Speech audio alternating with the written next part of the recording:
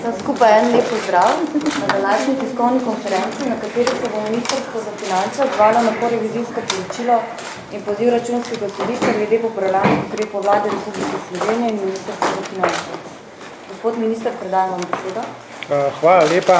Torej, tu smo zbrani najbolj odgovorni za ustrezno knjiženje poslov, kjer posamezne inštitucije, v konkretnem primeru Slovenska odškodninska družba, delujejo kot agent in za račun države. Računsko sodišče je želelo, da se knjiženje teh poslov izvede na drug način, kot je bilo to predvideno po obstoječi zakonodaji. Se pravi, mi smo to izvajali v skladu s predpisi. Na predlog Računskega sodišča pa smo te predpise začeli spreminjati. Poleg mene je tu državna sekretarka, gospa Vraničarjeva, in dve direktorci, gospa Grohova in gospa Jančeva, in to je tisti ožji tim, ki je zadevo dejansko saniral, oziroma je postopek pripeljal tako daleč, da se zadeva sanira. Zakonodaja, ki je to urejala do sedaj in po kateri izvajamo knjiženje teh poslov, gre za različne posle, tako za plačilo odškodnin teh, ki jih je prizadelo vojno nasilje in pa povojno nasilje. Gre za plačilo sredstev investiranih v telekomunikacijsko omrežje in mi pričakujemo, da bo šlo tudi za poplačilo nekaterih razmerij pri vzpostavljanju infrastrukture, vodne in energetske infrastrukture, ki izvaja podjetje Infra. Pričakujemo, da bo še nekaj v poplačilu terjatev, ki nastajajo zaradi krivic, ki so se zgodile v tekočih pravnih postopkih. Tu je odgovornih več ministrstv, mi pa smo nekako nosilni organi in ministrstvo spodbujamo k spremenjenim načinom knjiženja. V okviru ožje dejavnosti našega ministrstva smo v skladu z navodili Računskega sodišča dejansko napisali in skozi vladno proceduro tudi spustili ali dokončali noveli dveh zakonov, zakona o Slovenski odškodninski družbi in pa zakona o plačilu odškodnine žrtvam vojnega in povojnega nasilja. Te dva zakona sta zdaj v parlamentu in pričakujemo, da bosta v kratkem sprejeta. To je bila tudi želja Računskega sodišča. Naj dodamo, da smo mi tu šli izrazito nasproti, da smo delali po predpisih in da zdaj te predpise spreminjamo v skladu z logiko, kakršno je želelo Računsko sodišče. Zato se nam zdi nekoliko nenavadna sedaj ta reakcija. Reakcija, ki v bistvu temelji na oceni nekega posla, prodaje splošne plovbe v mandatu prejšnje vlade, po zakonih, ki so veljali v tistem obdobju in veljajo do neke mere še sedaj, ne v celoti, ker smo en del te zakonodaje že spremenili, tako da se šteje v neposredni proračun šteje vsa sredstva, ki jih namenjamo vračilom investitorjem v telekomunikacijsko omrežje.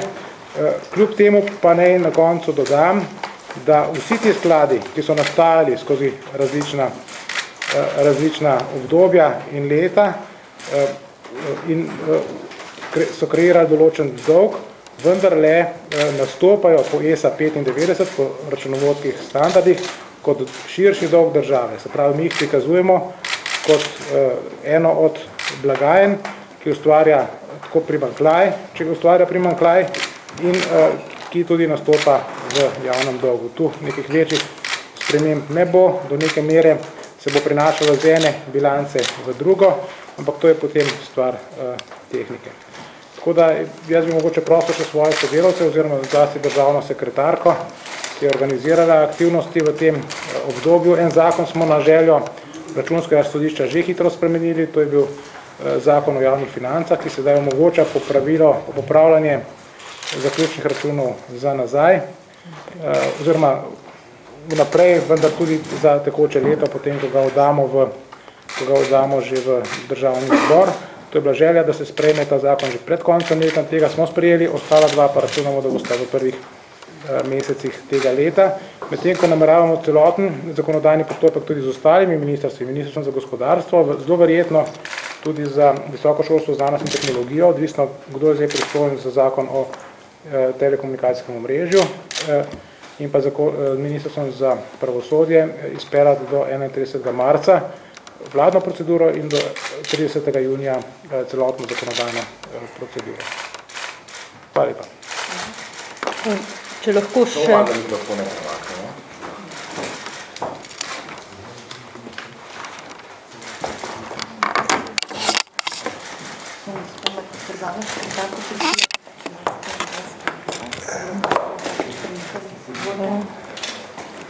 Nakratko mi dovolite, da povzamem odgovor oziroma odzivno poročilo, ki ga je Ministrstvo za finance posredovalo Računskemu sodišču v skladu z njihovo zahtevo, in sicer 15. novembra preteklega leta. Osredotočila se bom samo na odzivno poročilo Ministrstva za finance. Računsko sodišče je hkrati zahtevalo še odzivno poročilo vlade, ki pa se nanaša na pripravo oziroma na posredovanje Državnemu zboru novele zakona o slovenskem odškodninskem skladu oziroma danes o slovenski odškodninski družbi, tako da se ta del mojih pojasnil nanaša pravzaprav na obe odzivni poročili. Torej, ne glede na to, da je Računsko sodišče opravljalo revizijo prodaje deleža v družbi Splošna plovba d.o.o. Portorož, v zahtevi za odzivno poročilo se ni dotaknilo tega konkretnega posla kot takega, ampak je zahtevalo od Ministrstva za finance popravo oziroma določene spremembe v zakonodaji in pa izdajo začasnega navodila o načinu računovodskega evidentiranja poslov, premoženja in obveznosti za račun Republike Slovenije v letu 2010. In tem zahtevam Računskega sodišča je Ministrstvo za finance pri svojem odzivnem poročilu tudi v celoti sledilo. Kot je izhajalo iz besedila zahtevka za pripravo odzivnega poročila, je Ministrstvo za finance sklepalo, oziroma menilo, da Računsko sodišče od nas pričakuje ureditev pravnih podlag in računovodenja za naprej. Nikakor pa ne moremo teh navedb v revizijskem poročilu razumeti v smislu, da je potrebno posle, ki so že bili sklenjeni in kakorkoli za nazaj spreminjati ali jih celo odpovedovati.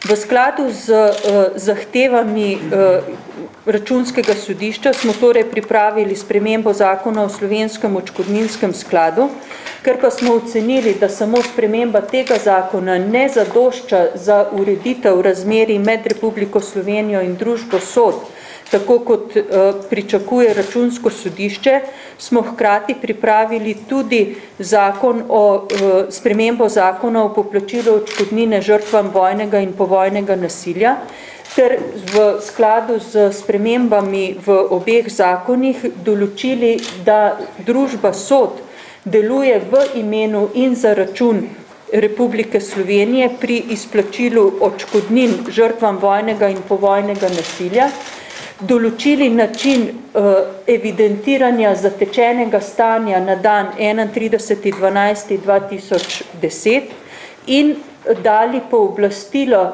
vladi in sodu, da skleneta pogodbo o ureditvi teh zatečenih razmerij. Na ta način je urejena pravna podlaga, ki bo omogočila od uveljavitve zakona dalje evidentiranje tovrstnih poslov v skladu z zahtevami oziroma pričakovanji Računskega sodišča. Naj kljub samo še enkrat poudarim, da te transakcije danes so računovodsko evidentirane, vendar drugače, na drugačen način, kot je bilo pričakovanje Računskega sodišča. Drugi del zahteve, ki jo je postavilo Računsko sodišče, pa se nanaša na izdajo, da rečem poenostavljeno, začasnega računovodskega navodila. Povsem jasno je že v skladu z splošnimi predpisi o računovodenju oziroma o javnem računovodstvu, kako je potrebno evidentirati posle, ki se vodijo v imenu in za račun države. Določeni pravni predpisi pa zaradi mogoče svoje nedorečenosti oziroma zaradi tega, ker omogočajo različno razlago, vzbujajo dvom, ali v teh primerih gre za posle, ki se delajo v imenu in za račun države, ali gre za drugačne vrste poslov. Zaradi tega je Ministrstvo za finance predlagalo vladi, vlada pa tudi sprejela kot svoj sklep, da se naloži vsem ministrstvom, da pregledajo vso zakonodajo, ki je podlaga za to, da posamezni subjekti za Republiko Slovenijo opravljajo določene posle v imenu in za račun države in da do 31. marca letošnjega leta pripravijo seznam tovrstnih predpisov ter do 30. junija letošnjega leta pripravijo morebiti potrebne spremembe, ukolikor bi ugotovili, da ti predpisi ne dajejo povsem nedvoumne pravne podlage, da se to vrstni posli vodijo v imenu in za račun države. Dva takšna predpisa je minister že omenil. Eden od teh je zakon o povračilu vlaganj v javno telekomunikacijsko omrežje. Drugi je zakon, ki ureja odškodnine za neupravičeno odvzeto premoženje v kazenskih postopkih. Tretji je zakon, ki ureja izgradnjo hidroelektrarn na spodnji Savi. Še nekaj drugih tovrstnih predpisov je Ministrstvo za finance evidentiralo, pozvalo pristojna ministrstva, da jih pregledajo, hkrati pa naložilo, da preverijo tudi vso ostalo zakonodajo in v nadaljevanju tega računovodskega navodila tudi natančno navedlo, kako naj ministrstva postopajo v primeru, če ugotovijo, da je pravna podlaga ustrezna, ravnajo tako ali tako po že do sedaj veljavnih splošnih računovodskih pravilih, ukolikor ugotovijo neustreznost zakonodaje, pa so naprej določeni zelo kratki roki za sanacijo ugotovljenih nelogičnosti oziroma nepravilnosti. Mogoče toliko za sam uvod. Najlepša hvala.